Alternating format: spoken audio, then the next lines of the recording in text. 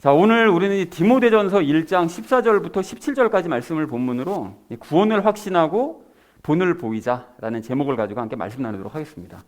자, 우리가 지난주에 하나님의 용서에 대해서 이야기를 나누면서 관련된 세 가지 이야기를 나눴습니다. 첫 번째로 나눴던 이야기가 무엇이었습니까? 네, 그렇습니다. 하나님께서는 지난주에 바울이 얘기한 대로 모르고 행한 그 모든 일들을 다 용서하시는 게 맞죠. 맞는데 그 용서가 영원히 가는 것은 아니라고 그랬습니다. 그러니까 우리가 인생을 살아가는 가운데 한번 자기 스스로의 잘못을 깨닫고 그래서 반성하고 하나님 앞에 용서를 구해야 하나님께 용서를 받는 것이다. 이런 과정을 거쳐야 된다. 이것이 다른 말로 물세례죠. 물세례가 바로 이제 그런 의미를 가지고 있다라는 얘기를 첫 번째로 함께 나눴습니다. 자, 그런가 하면 두 번째로 우리 나눴던 얘기가 무엇이었죠? 네, 그렇습니다. 그러니까 방금 말씀드렸듯이 이제 자기가 잘못했다는 걸 이제 깨닫고 그리고 반성을 하고 하려면 잘못했다는 걸 깨달아야 되는데, 근데 보통 이런 사람들이 자기가 잘못했다는 사실을 모르잖아요. 바울도 그렇고요. 그런데 이걸 그러면 어떻게 해서 자기 자신의 잘못을 깨달을 수가 있느냐? 답이 뭐라고 그랬죠?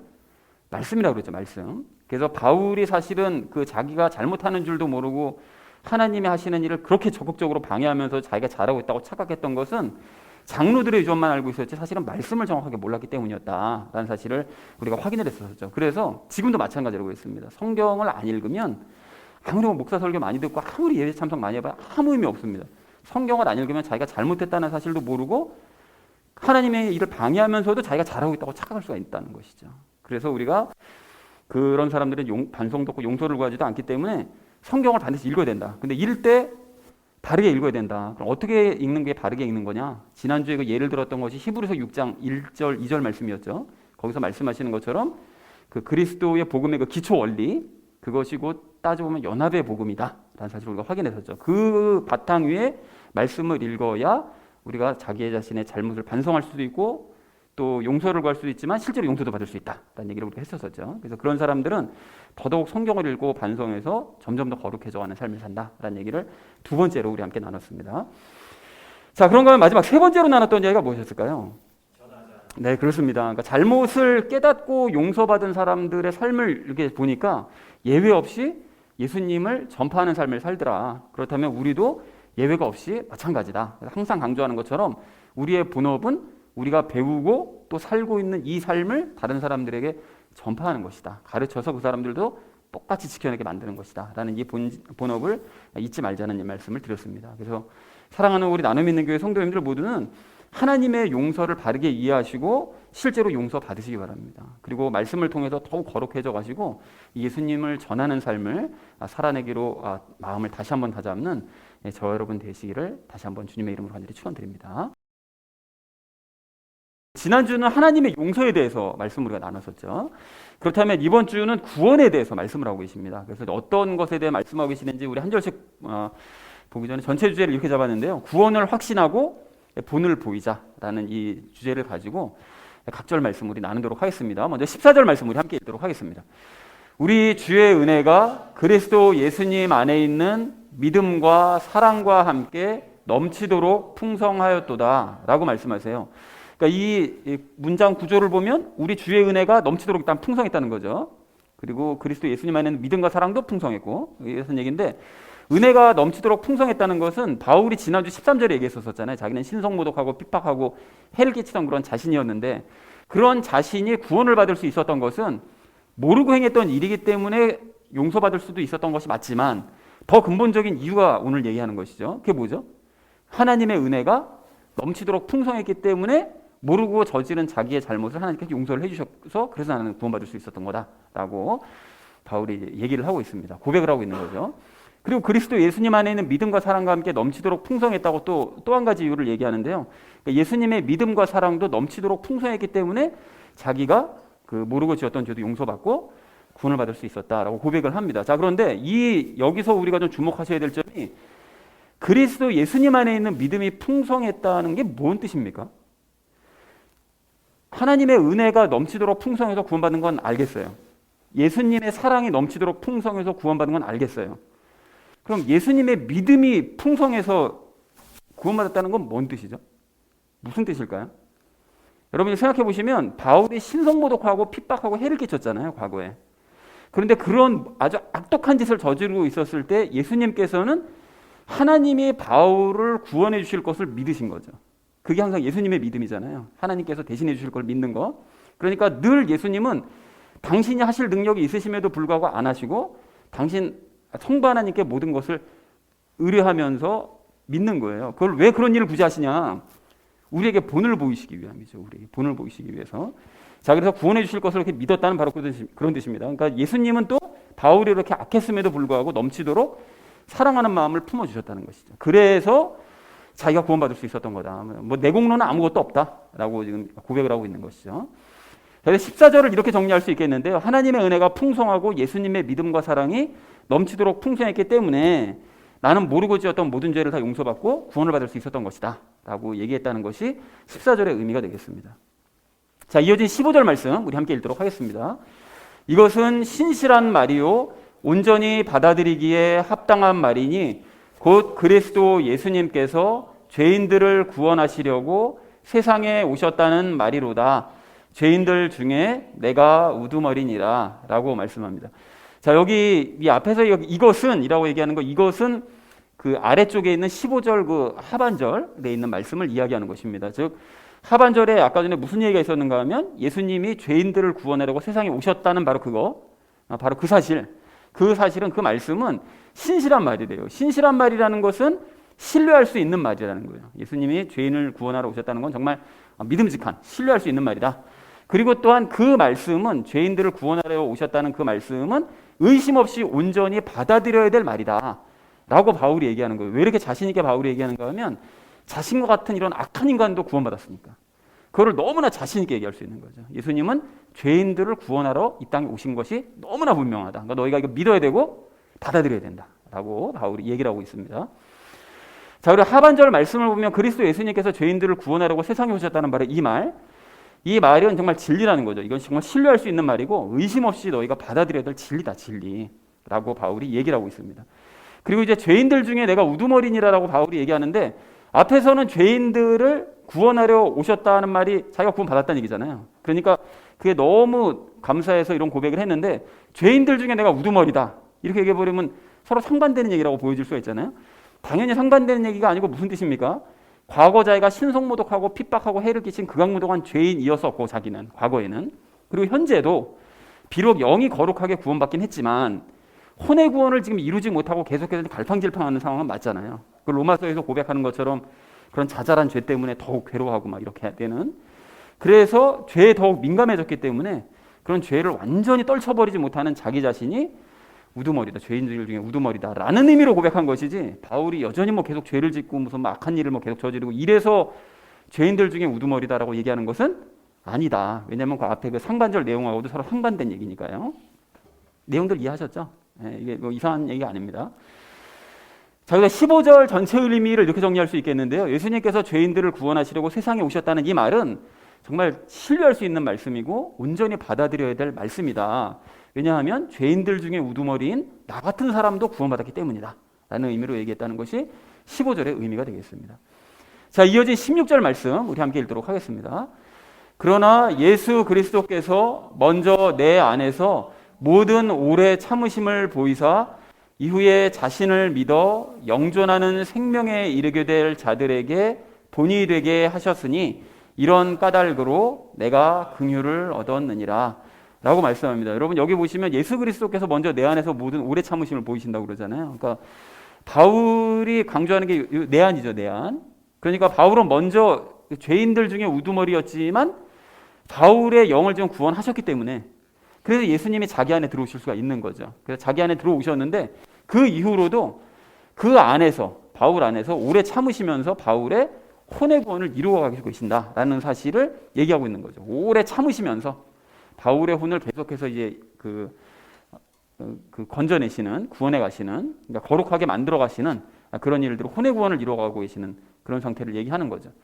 그래서 자신을 믿어 영존하는 생명에 이르게 될 자들이라는 것은 예수님을 믿어서 장차 이제 구원받을 자들, 그런 사람들에게 본을 보여주신다는 거예요. 무슨 본을 보여주시느냐? 예수님은 악한 자의, 정말 극악무도한 자의 영도 구원하실 수 있고 그런 자 안으로 들어가셔서 그를 거룩해 만들어 가시는 그런 분이시다. 그거를 자기를 통해서 본을 보여주신다는 거예요. 나처럼 악독한 인간도 이렇게 영의 구원을 받고 거룩해져가는 모습을 보일 수 있는 것은 예수님의 덕이다. 그분께서 내 안에서 오래 참으시면서 이 모든 일들을 이루어가시기 때문에 나를 통해 본을 보여주시는 것이다 라고 얘기하면서 마지막에 이제 이런 까닭으로 긍휼을 얻었다고 얘기해요. 그러니까 바울은 예수님이 앞으로 구원받을 자들에게 본을 보여주시기 위해서, 자기를 통해 본을 보여주시기 위해서 그래서 자기 자신을 구원하시고 혼의 구원을 이루어 가시는 것이다 라고 바울이 이제 고백을 하고 있습니다. 자, 그래서 16절의 의미를 이렇게 정리할 수 있겠는데요. 예수님께서는 나를 구원하시는 오래 참으시면서 나를 거룩하게 만들어 가시는데 그것은 장차 예수님을 믿을 자들에게 본을 보여주시기 위함이다. 그러니까 아무리 악독한 인간도 바울을 보니까 나도 될 수 있겠다 이런 희망을 갖는 거죠. 그래서 이런 이유로 내가 구원을 받은 것이다 라고 고백했다는 것이 16절의 의미가 되겠습니다. 자, 마지막 17절 말씀 우리 함께 읽겠습니다. 이제 영원하신 왕 곧 죽지 아니하시고 보이지 아니하시고 홀로 지혜로우신 하나님께 존귀와 영광이 영원 무궁토록 있기를 원하노라. 아멘 라고 말씀합니다. 보이지 아니하신다는 것은 하나님은 당연히 영이시기 때문에 보이지 않으시죠. 근데 더불어서 우리 안에 또 계시기 때문에 더더욱 우리 하나님은 안 보이시는 거예요. 보이실 수가 없습니다. 그래서 하나님께 존귀와 영광이 영원 무궁토록 있기를 원한다고 바울이 얘기하죠. 그러니까 바울은 극악무도에 있던 자기 자신을 구원하시고 거룩하게 인도해 가시는 그 하나님, 그 모든 일들을 이루어 가시는 그 하나님을 찬양하면서 영광을 돌리고 있습니다. 마지막에. 자, 그래서 17절의 의미를 이렇게 정리할 수 있겠는데요. 죽지 않으시고 보이지 않으시고 홀로 지혜로우신 영원하신 하나님께 존귀와 영광이 영원 무궁토록 있기를 원한다. 아멘이라고 얘기했다는 것이 17절의 의미가 되겠습니다. 자, 그래서 오늘 본문 말씀은 바울이 자기가 구원받았다는 사실, 정말 도저히 구원받을 가능성이 없었던 자기 자신이 구원받아서 거룩한 삶을 살고 있다는 이 사실 자체를 너무 감사하면서 기쁨으로 사람들 앞에 고백하고, 특히 이제 디모데 앞에 고백하면서 얘기를 하고 있는 그런 내용인데요. 그래서 그 본문을 정리하자면 하나님의 은혜와 예수님의 믿음과 사랑이 넘치도록 풍성해서 나는 구원을 받을 수 있었다.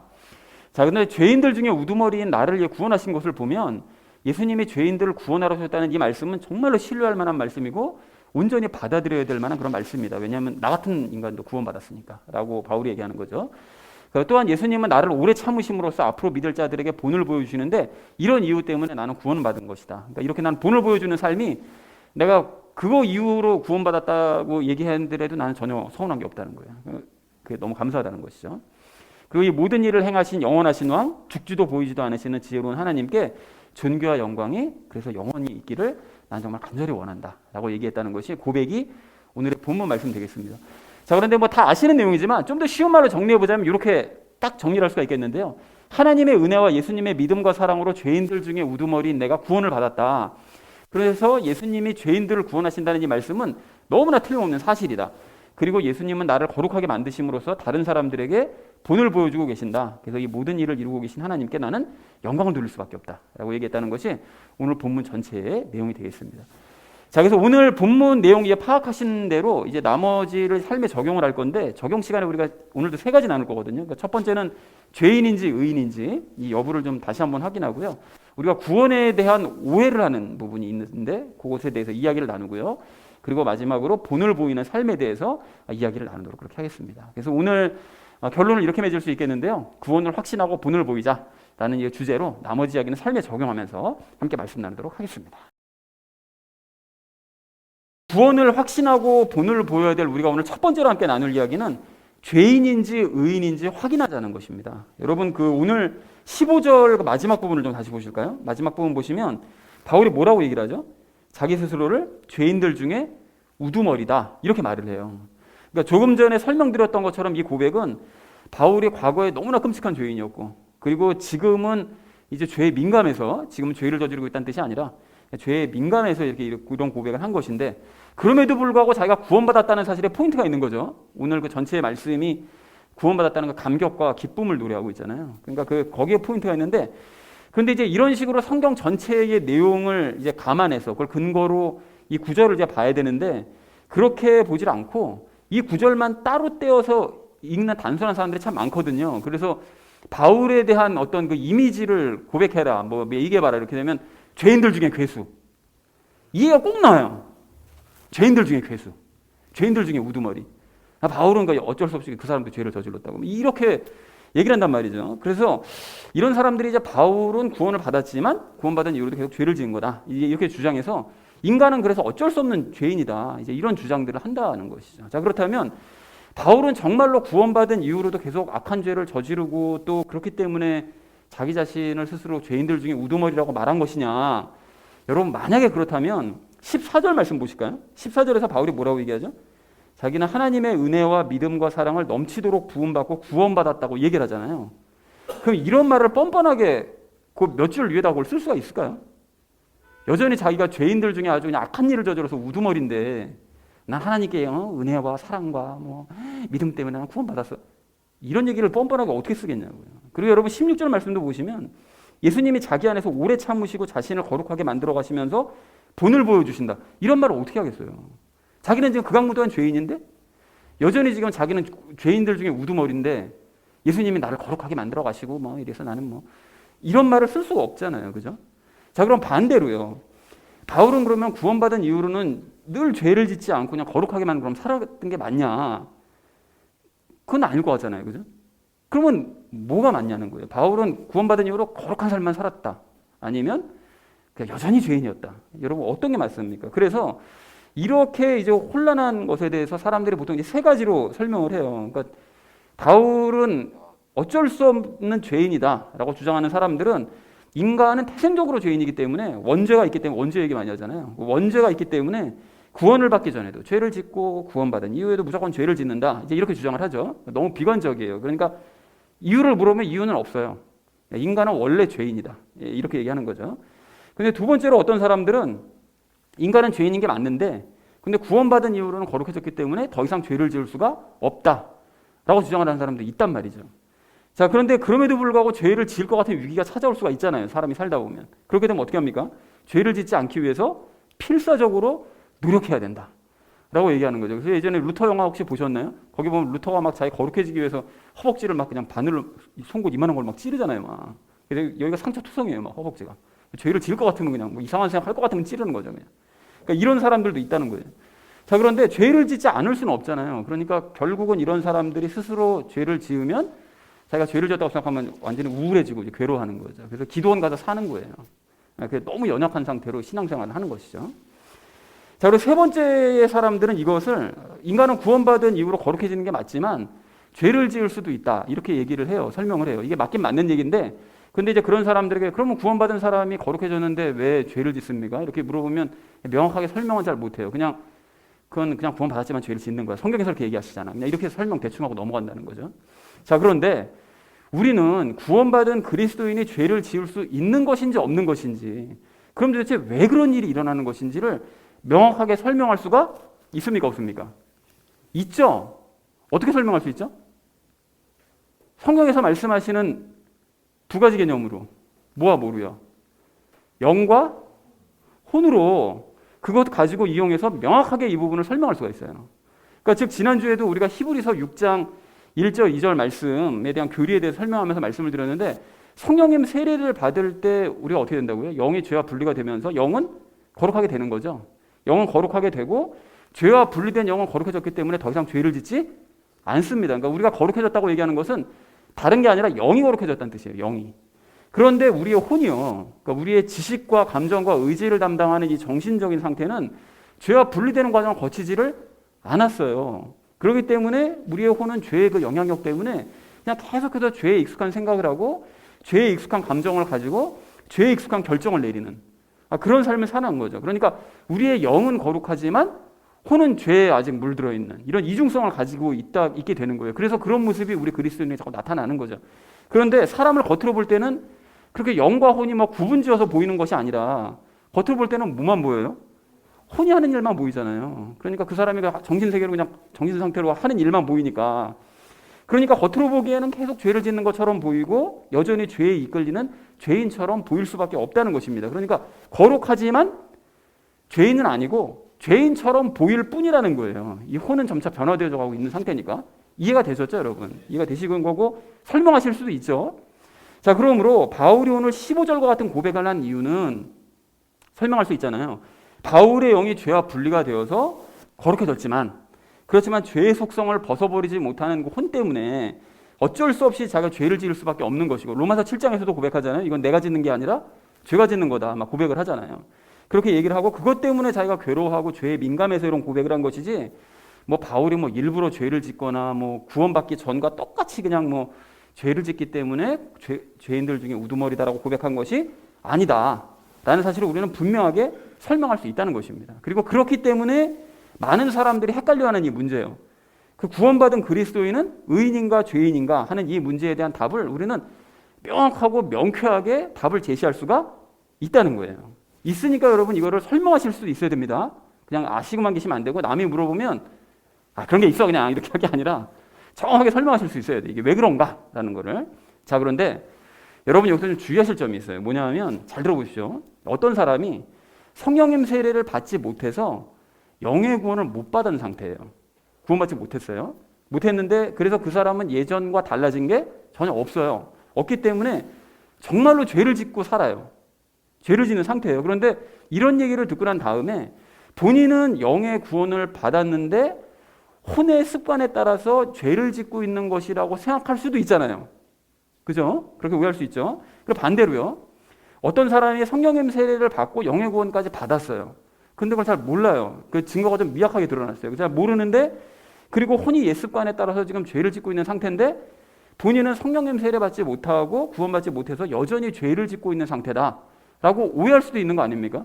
그럼 이 사람은 구원 받았음에도 불구하고 계속 죄책감이나 뭐 이런 것 때문에 그거 가지고 살아야 되는 거잖아요. 그러면 내가 영의 구원을 받았는지 안 받았는지를 명확하게 구별할 수 있어야 되는데, 그러니까 어떻게 할 수 있냐? 어떻게 할 수 있습니까, 여러분? 여러 가지로 답을 말씀드릴 수가 있는데 근래에 나눴던 말씀들만 가지고 말씀을 드릴게요. 구원에 대한 이런 부분이 나오면 항상 짚고 넘어가는 이유는 확인을 자꾸 해보시라고 말씀드리는 겁니다.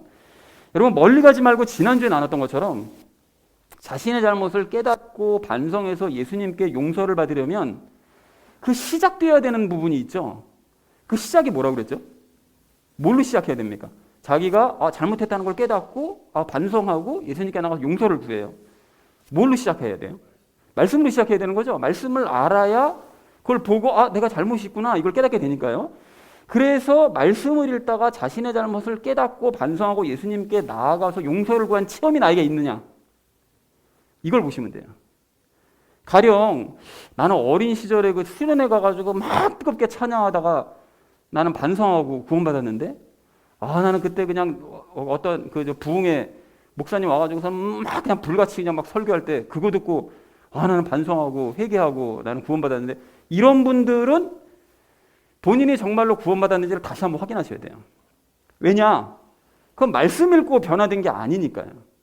이 말씀 읽기가 그만큼 중요한 거예요. 계속 강조하지만 바울도 말씀 안 봐서 성령님 세례 못 받았던 것이었잖아요.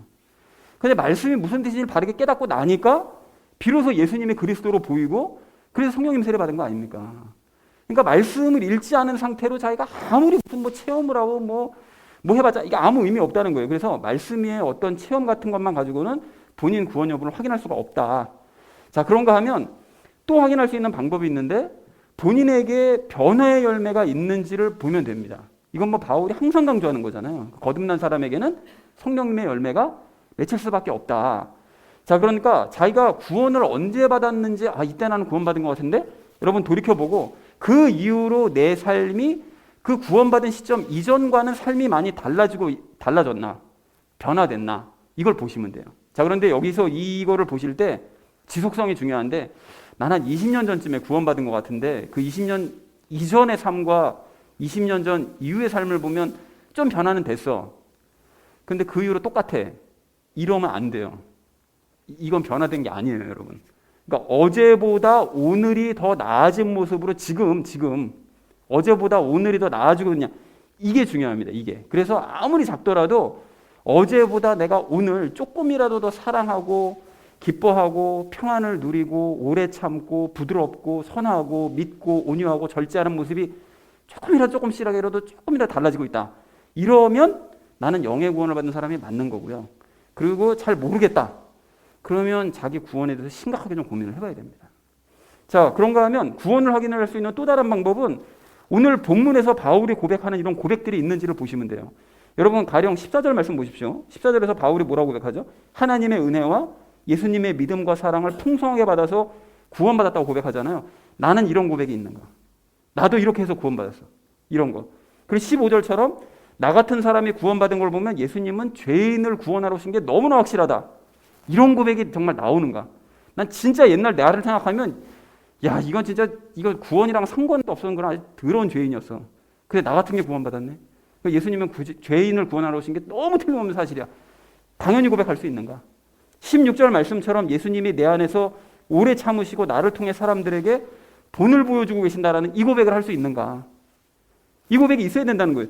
무엇보다 그렇게 나를 구원해 주셨기 때문에 나는 너무 기쁜 마음으로 17절처럼 날마다 하나님께 감사하며 찬양하는 삶을 살고 있는가? 이거를 보시면 된다는 거예요. 여러 가지 이렇게 오늘 말씀드린 거. 사랑하는 우리 나눔 있는 교회 성도님들 모두는 구원을 받으셨는지 그에 대한 증거가 있는지 여러분 꼭 확인하시기 바랍니다. 이런 기회가 있을 때마다 확인 한번 해보세요. 그래서 구원을 확신하시기 바랍니다. 그런 결론으로 나아가시기 바랍니다. 그리고 그것을 확신하신다면 그 앞에 나눴던 이야기요. 왜 그리스도인은 구원을 받았음에도 죄를 짓는 모습을 보일 수밖에 없는지를 영과 혼을 이용해서 능히 설명할 줄 알게 되시고 바울의 오늘 15절의 고백의 의미를 왜 바울은 죄인 중에 우두머리라고 말했는가 이것을 설명할 수 있게 되는 저 여러분 되어지시기를 주님의 이름으로 간절히 축원을 드립니다. 구원을 확신하고 본을 보여야 될 우리가 오늘 두 번째로 함께 나눌 이야기는 구원에 대해 오해하지 말자는 것입니다. 여러분 지난주에는 우리가 용서에 대해서 오해하지 말자라는 얘기를 나눴다면 이번 주는 구원에 대해서 이제 오해하지 말자 이 부분에 대해서 나눌 건데 여러분 15절 마지막 부분을 좀 다시 보실까요? 보시면 앞에서 나눴던 것처럼 어떤 사람들이 이런 바울의 고백을 어떻게 생각한다고요? 구원받은 자로서 바울이 거룩하게 살아야 되는데 그렇지 못하고 죄를 지은 거다. 이렇게 보는 사람들이 있다는 거예요. 그런데 이런 삶을 계속해서 산다면 바울 같은 사람도 구원이 취소될 수가 있다. 이제 그런 사람들이 그렇게 주장하는 거예요. 아무리 바울이라도 이거는 뭐 잘못 살면 구원 취소된다. 그러니까 거룩하게 살기 위해서 끊임없이 노력을 해야 된다. 개인적으로 모두가. 라고 주장을 하거든요. 그런데 우리는 이런 주장이 틀렸다는 사실을 너무나 잘 알아요. 그죠? 구원은 한 번 받은 구원은 취소가 되지 않는다라는 것을 너무나 명확하게 잘 알고 있습니다. 이게 귀에 못이 박히게 우리가 들어왔었잖아요. 자, 그러면 그게 왜 그런 것인지 설명하실 수 있습니까, 여러분? 구원은 취소되지 않는다. 한 번 구원받으면 취소되지 않는 거다. 이걸 여러분 설명할 수 있어야 돼요. 이걸 우리가 당연히 알죠. 안다면 설명하실 수 있어야 돼요. 이게 만약에 이 말씀으로 설명할 수 있어야 되는데 설명할 수 없다. 그럼 이게 아는 게 아니에요, 사실은. 그냥 지식으로만 그냥 알고 있는 거지. 자, 그런 의미에서 지난주에 말씀드렸던 히브리서 6장 1절, 2절이요. 그 다음에 있는 4절서부터 6절까지를 보면 이렇게 말씀하시거든요. 여러분 한번 들어보십시오. 뭐 찾아볼 수 있으면 찾아보시고 히브리서 6장 4절부터 6절인데 한번 들어보십시오. 한번 빛을 받고 하늘의 선물을 맛보고 성령님께 참여한 자가 되고 하나님의 선한 말씀과 오는 세상의 권능을 맛본 자들이 만일 떨어져 나가면 다시 그들을 새롭게 하여 회개에 이르게 함이 불가능하니 그들은 자기들을 위해 하나님의 아들을 새로이 십자가에 못 박아 드러내놓고 그분을 모욕하느니라. 이렇게 얘기를 한단 말씀이죠. 그러니까 구원이 이제 취소될 수 있다. 이렇게 주장하는 사람들은 이런 구절을 인용하면서 뭐라고 얘기하냐. 이거 봐라. 이 구원받은 사람들도 떨어져 나가면 회개에 이르게 함이 불가능하다라고 분명하게 말씀하시지 않냐. 그러니까 구원은 언제든지 이렇게 취소될 수 있는 거기 때문에 구원받았다고 자만하지 말고 거룩해지기 위해서 죽을 때까지 죽도록 노력을 해야 되는 게 이게 신앙생활이다. 이렇게 주장을 해요. 제가 아마 지금 했던 얘기가 그 설교 시간에 나온 그대로 아마 거의 똑같을 거예요. 이렇게 얘기를 한단 말이죠. 그러면 히브리서 6장 4절서부터 6절까지의 이런 말씀을 그런 사람들에게 어떻게 반박하면서 설명을 해줄 수가 있겠느냐고요. 우리는 한 번 받은 구원이 취소되지 않는다고 알고 있고 믿고 있잖아요. 그럼 이런 구절을 우리에게 들이대는 사람들에게 어떻게 설명을 해줘야 됩니까? 그리고 여러분 이런 사람들이 이제 로마서 말씀도 인용하거든요. 그 로마서 11장 17절부터 22절이 좀 긴데 여러분 들어보십시오. 또한 그 가지들 중에서 얼마가 꺾이고 야생 올리브나무인 내가 그들 가운데 접붙여져서 그들과 함께 올리브나무의 뿌리와 기름짐에 참여하게 되었을진데 그 가지들을 향하여 자랑하지 말라. 자랑할지라도 내가 뿌리를 지탱하지 아니하며 뿌리가 너를 지탱하느니라. 중략하고요. 하나님께서 본래의 가지들도 아끼지 아니하셨을진데 그분께서 또한 너를 아끼지 아니하실까 조심하라. 그러므로 하나님의 선하심과 엄하심을 보라. 넘어진 자들에게는 엄하심이 있으나 내가 그분의 선하심에 거하면 너를 향하여는 선하심이 있으리라. 그렇지 않으면 너도 잘려나가리라. 이렇게 말씀하신단 말이죠. 그러니까 구원이 취소될 수 있다고 주장하는 사람들은 이런 구절을 보면서 유대인들이 원 가지다. 너희는 이방인인 너희는 접붙여진 가지다. 그러니까 구원을 자랑하거나 교만하게 유대인들을 보고 저것들 구원도 못 받은 것들 손가락질하지 말아라. 그러면 하나님께서 구원받은 자라 할지라도 언제든지 잘라버리실 수 있다. 이렇게 주장하거든요. 구원 받아서도 잘라질 수 있는 거야. 그러니까 이렇게 주장하는 사람들에게 그래서 이 사람들이 유대인들을 더 무서워하는 거예요. 유대인들을 함부로 손가락질했다가 자기 잘려나갈까 봐. 자, 그러니까 이런 로마서 말씀을 그런 사람들에게 어떻게 설명하고 어떻게 반박할 수 있겠냐는 거예요. 설명할 수 없으면 그 사람들의 의견에 결국 동의할 수밖에 없는 거잖아요. 그죠? 자, 그래서 여러분 정확하게 아셔야 되는데요. 히브리서 말씀에서 중요한 게 맛보고 참여한다는 말씀이 나오거든요. 근데 이 말씀이 요즘 식대로 표현하면 간만 보고 머리로만 안다는 그런 뜻입니다, 여러분. 자, 그래서 유대인들 중에 어떤 사람들이 히브리서 말씀을 듣고 있는, 보고 있는 그 유대인들 중에 어떤 사람들은 복음을 깊게 듣고 고민하지 않고 그리고 교회만 그냥 왔다 갔다 하면서 복음을 어설프게 그냥 알고 머리에 지식으로만 그냥 알고 있는 거예요. 담고 있는 거예요. 이제 그런 상태에서 어떤 계기로 교회로부터 이제 스스로 자기가 떨어져 나가는데 그런 사람들은 구원을 받기가 정말 쉽지 않다라는 그런 뜻이라는 거예요. 왜 그렇죠? 그런 유대인들은 뭐라고 얘기해요? 내가 가서 교회 가가지고 복음을 배워봤더니 내가 좀 알아봤더니 복음이 틀리더라고. 그 율법이 맞더라고. 이렇게 얘기한다는 거예요. 그래서 세상에서 제일 위험한 사람이 누구죠? 책 한 권만 본 사람이잖아요. 세상에서 제일 위험한 사람이 약간 배워본 사람이에요. 약간 배워본 사람. 내가 다 안다고 막 생각하는 이런 사람.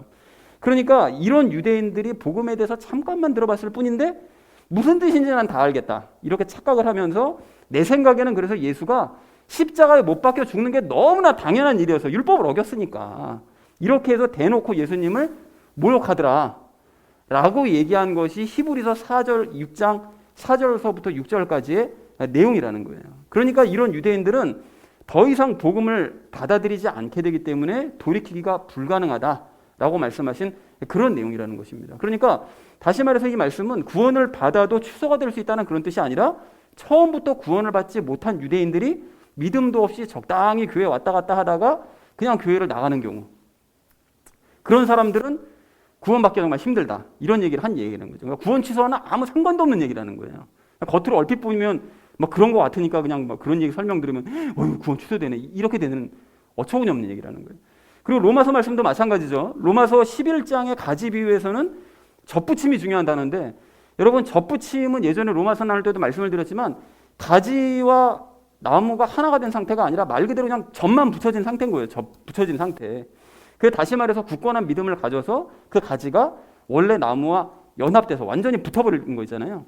이런 상태가 된 게 아니라 아직은 믿음이 없기 때문에 나무이신 예수님과 연합하지 못한 사람들, 아직까지 구원받지 못한 사람들, 이제 그런 사람들을 뜻한다는 거예요. 그러니까 이런 상태에서는 언제든지 믿음 버릴 수 있잖아요. 그죠?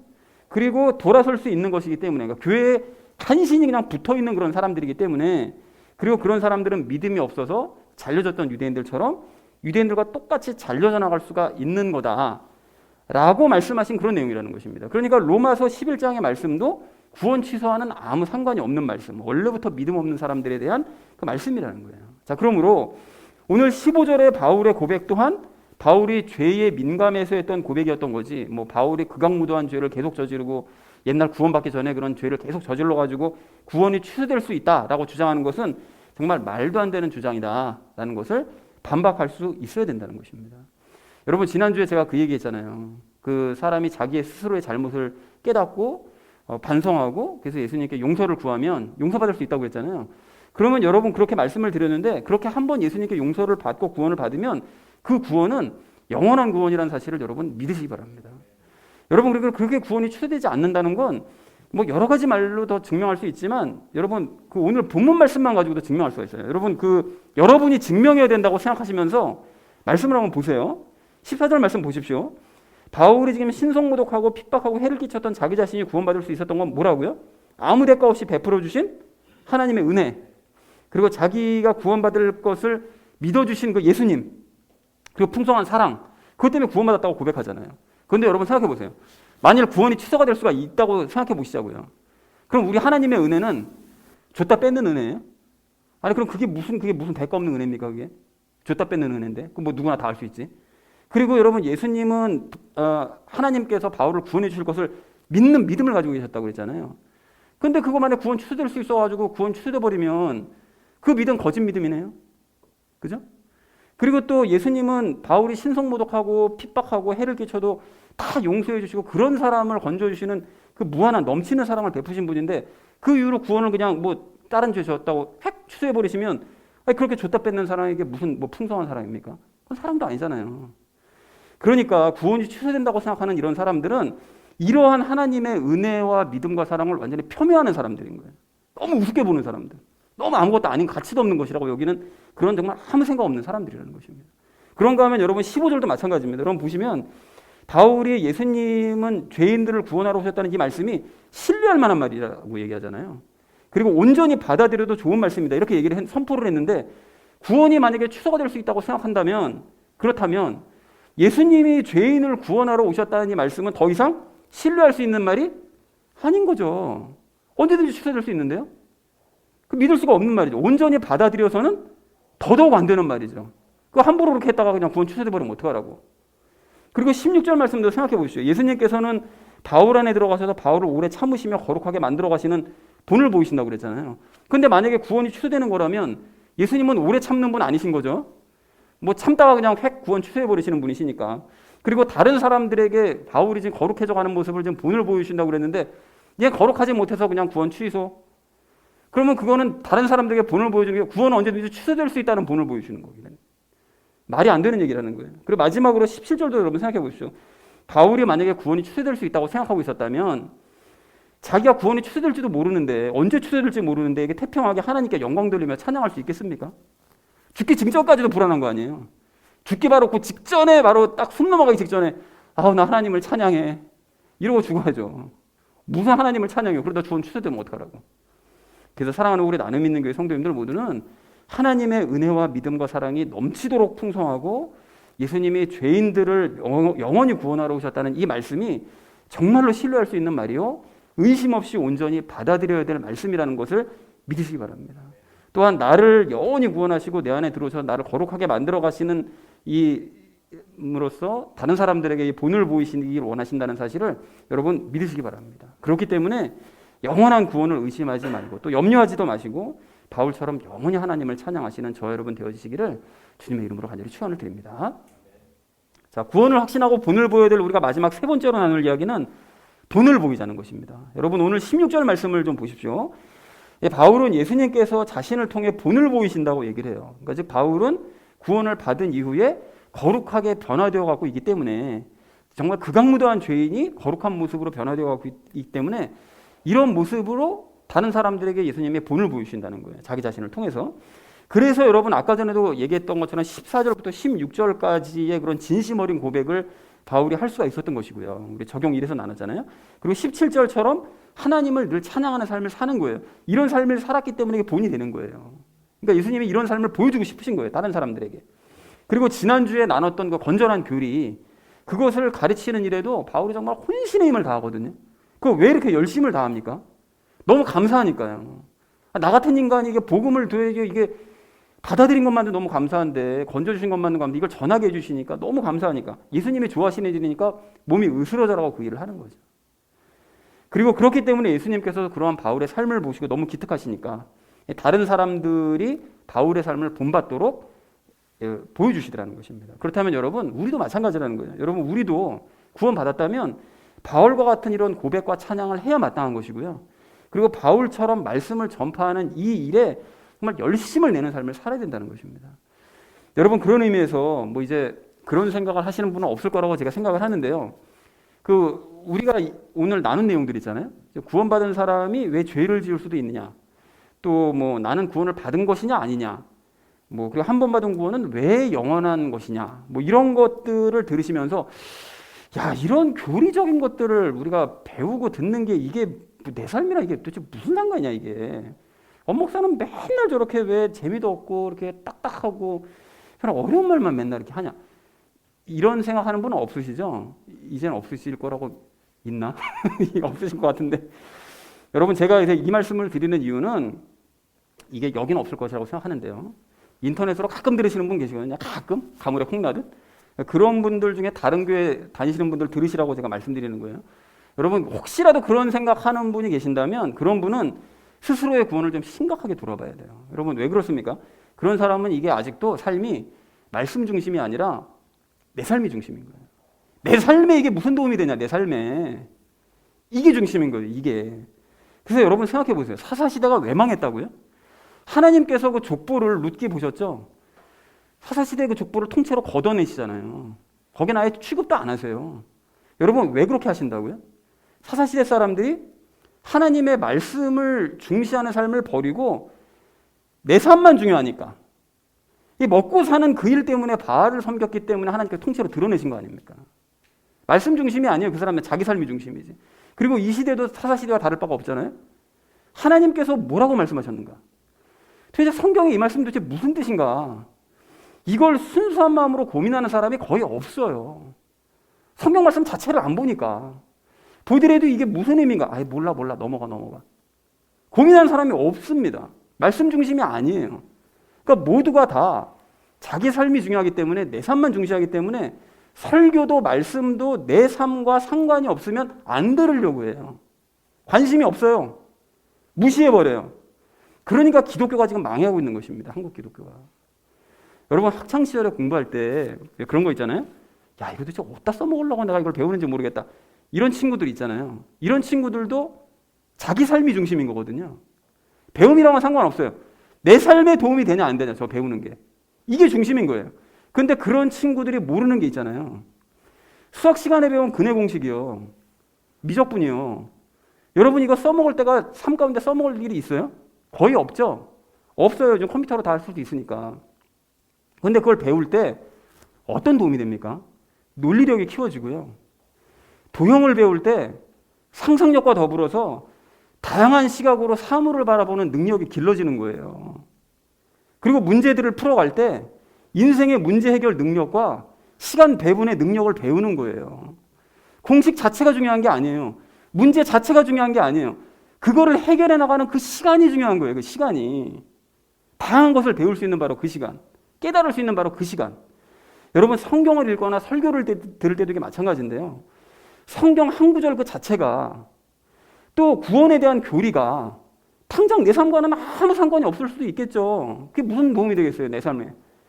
하지만 그 말씀과 교리를 가지고 내가 분투하고 고민을 할 때 하나님 앞에서 진지한 모습으로 설 수 있는 것이고요. 그때가 하나님 앞에 설 수 있는 기회인 거예요. 그리고 그걸 읽고 배울 때 영이 튼튼해지고 하나님과 더 가까워질 수 있는 기회인 거예요, 그 시간이. 그리고 그러한 사람들이 하나님과의 깊은 관계 하에서 세상 삶도 형통하고 평안하게 사는 방법도 터득하게 되는 것이지, 당장 내 삶에 아무 도움 되지 않는다고 그래가지고 하나님 말씀 싹 무시해버리고 사사시대 사람들처럼, 그런 사람은 세상 나가서도 늘 두려움 가운데 쫓기며 살아갈 수밖에 없다는 것입니다. 그래서 그런 사람들 보면 이게 너무 안타까운 거예요. 너무 안타깝고, 지금 이런 말씀 드리면 좀 그렇지만 너무 어리석은 것 같아요. 그런 사람들. 상황을 넓게 바라보는 눈이 전혀 없는 그냥 영적 시각 장애인인 거예요. 정말 심하게 말씀드리면. 그러니까 여러분 다시 바울에게 돌아와서요. 바울의 삶을 여러분 한번 생각해 보세요. 바울의 삶이 재밌어 보이세요? 솔직하게 한번 까놓고 얘기해 보세요. 바울의 삶이 재밌어 보입니까? 나 그런 삶 살려고 그러면 정말 싫을 것 같아요. 그리고 여러분 서신서 내용들도 보세요. 웃겨요? 막 흥미진진합니까? 재밌어요? 정반대잖아요. 완전히 반대잖아요. 그런데 우리가 왜 그렇게 딱딱하고 힘들고 어려워 보이는 그 말씀들을 왜 굳이 우리가 봐야 되고, 왜 그걸 우리가 고민하고 연구를 해야 됩니까? 그게 하나님의 뜻이니까요. 여러분 바울이 살았던 삶이 그리스도인이 살아가야 할 삶이니까 바울을 통해서 우리에게 지금 본을 보여주시는 거예요. 꼭 내 삶에 도움이 되어야만 우리가 따라가야 됩니까? 꼭 그 재미있어야만 따라가야 되는 거예요? 그런 게 아닌 거잖아요, 여러분. 그래서 우리가 더더욱 배우셔야 됩니다, 여러분. 여러분 바울만큼 알 정도로 우리가 배워야 되는 거예요. 부끄러워해야 돼요, 우리. 기독교인들 보세요. 성경 압니까? 성경 가지고 뭐 그리스도인이 뭐 죄인들 중에 우두머리 얘기하면 엉뚱한 얘기 나오고 있고 막 이런다고요. 봐도 뭔 소린지도 몰라요. 여러분 그런데 우리가 바울만큼 알 정도로 배워야 된다는 이 사실 앞에 전혀 두려움을 느끼지 못하고 내 삶만 중요한 거예요. 내 삶만, 사람들이 다. 그리고 우리가 정말로 구원받은 것이 맞다면 오늘 본문의 바울과 같은 고백과 찬양을 마땅히 할 수 있어야 되고, 바울처럼 예수님께서 기뻐하시는 일은 내 뭐든지 하고야 말겠다라는 이런 마음이 들어야 마땅하다는 것입니다. 그리고 우리가 그렇게 될 때 예수님께서는 우리를 통해서 다른 사람들에게 또 본을 보여주셔야 되겠죠. 그리고 우리는 그러한 목적 때문에 구원받았다는 사실을 인정을 해야 됩니다. 그렇다면 사랑하는 우리 나눔 있는 교회 성도님들 모두는 지난주에 나눴던 구원의 기초 원리요, 그리고 오늘 나눈 구원받은 사람이 죄를 지을 수밖에 없는 이유예요, 그리고 한 번 받은 구원은 왜 영원한 구원일 수밖에 없는지를 여러분 깨우치시고 배우셔서 바울처럼 설명할 수 있는 참된 그리스도인 되시기 바랍니다. 그리고 바울처럼 하나님의 은혜와 믿음과 사랑과 오래 참으시며 감사하면서 정말 하나님께 감사하고 찬양하는 이런 삶을 본으로 보여주시기 바랍니다. 그래서 다른 사람 역시 우리와 같은 모습으로 세워가시는 저와 여러분 되어지시기를 주님의 이름으로 간절히 축원을 드립니다. 구원을 확신하고 본을 보이자라는 것을 주제로 죄인인지 의인인지부터 확인하자고 말씀을 드렸었죠. 그래서 구원받은 사람도 죄를 지을 수가 있습니까? 없습니까? 있죠. 있습니다. 자, 그렇다면 왜 그런 것이냐? 구원받은 사람의 무엇은 깨끗해요? 영은 깨끗하고 거룩하지만 무엇은 죄에 매여 있습니까? 혼은 여전히 죄에 매여 있기 때문에 이와 같은 일이 일어나는 거예요. 겉으로 보기에는 죄를 짓는 모습처럼 보이는 거죠. 하지만 이건 내가 짓는 게 아니고 내 안에 있는 죄가 짓는 것이죠. 자, 그래서 자신의 구원 여부를 그래서 알려면 내가 정말로 구원받았는데 혼 때문에 이런 거냐, 아니면 아직 구원받지 못해서 영 자체가 더러워서 이런 거냐, 이걸 알려면 무엇을 통해서 용서받았는지를 확인해야 된다. 그렇습니다. 말씀을 통해서 내가 용서받았는지를 꼭 확인을 먼저 해보셔야 됩니다. 또 다른 방법이 있다고 그랬죠. 또한 무슨 열매를 맺으면서요? 성령님의 열매를 맺으면서 내가 어떻게 되어가는지를 확인해야 된다고요? 10년 전보다 아니고 어제보다 오늘 더 변화되어 가는지를 확인을 해봐야 된다. 이 두 번째로 얘기를 했었고요. 마지막 세 번째로는 또한 하나님께 어떻게 하면서 이런 삶을 사는 게, 바울이 오늘 17절에서 했던 거예요. 하나님께 정말로 우리 의지도 해야 되죠. 또 어떻게 해야 됩니까? 감사하면서 하나님을 어떻게 한다고요? 하나님을 찬양하는 이런 삶을 사는지를 우리가 확인을 해봐야 된다. 이런 거를 확인해 봤을 때 내가 구원을 받은 의인인지 아니면 구원받지 못한 죄인인지를 우리가 확인할 수 있다라는 얘기를 첫 번째로 나눴습니다. 자, 두 번째로 나눴던 이야기가 구원에 대해서 오해하지 말자고 그랬죠. 한 번 받은 구원은 영원합니다. 항상 말씀드리지만, 자, 그런데 그걸 설명하기 위해서 두 가지를 예를 들었는데, 히브리서 6장에서 말씀하시는 회개에 이르게 함이 불가능한 사람들은 무엇에 맛만 본 사람들이라고요? 전파하는 가스펠이요. 복음을 그냥 맛만 본 사람인 거예요. 그냥 복음을. 그러니까 아는 게 아니고 머리로만 알고 있는, 마음에 받아들인 게 아니고. 두 번째로 예를 들었던 게 로마서 11장 말씀이었죠. 젖붙인 가지는 예수님과 이거 하지 못한 사람이죠. 연합하지 못한 사람이죠. 그냥 말 그대로 젖만 붙여져 있는 사람인 거예요. 언제든지 떨어져 나갈 수 있는 이런 사람들을 얘기한 것이다. 그러니까 한 번 받은 구원받은 사람들이 아닌 상태이므로 구원 취소하는 아무 상관도 없는 그런 예들이다. 근데 사람들이 이것들을 가지고 자꾸 구원 취소할 수 있다고 주장한다. 우리 반박할 수 있어야 된다라고 말씀을 나눴습니다. 자, 세 번째로 우리 나눴던 이야기가 본을 보이자고 했죠. 바울이 이것을 보이는 삶을 살았던 것처럼 우리도 이걸 보이는 삶을 살아야 된다. 뭡니까? 당연히 본을 보이는 그런 삶을 살았던 것처럼 본을 보여야 된다. 자, 그래서 우리가 성경 구절들과 교리들을 읽고 배우고 실천하는 이 이유는, 이 딱딱한 거를 왜 설교 시간과 내 개인적으로 읽고 왜 해야 되냐? 하나님과의 친밀한 이걸 갖기 위해서요. 교제와 관계, 그걸 갖기 위해서. 그리고 또 사람들에게 무엇을 보여주기 위해서요? 본을 보여주기 위해서 우리는 이런 삶을 살아야 된다. 이것이 하나님께서 바라시고 원하시는 삶이다. 안 그랬으면은 바울에게 더 즐겁고 신나고 그냥 막 놀러 다니고 막 이런 삶을 보여줬겠죠. 너희도 그리스도인 이렇게 사는 게 맞는 거야. 나와 연합한 삶을 살면 맨날 즐겁고 행복하고 뭐 놀러 다니고 막 이런 삶을 사는 거야. 이런 삶을 보여줬을 텐데 전혀 안 그랬잖아요. 그럼 바울을 본을 보여줬다면 그런 삶을 따라가는 게 마땅한 이유겠죠. 자, 그래서 사랑하는 우리 나눔 있는 교회 성도님들 모두는 말씀을 통해서 여러분 구원 받으시고요. 또 그 구원을 확신하시기 바랍니다.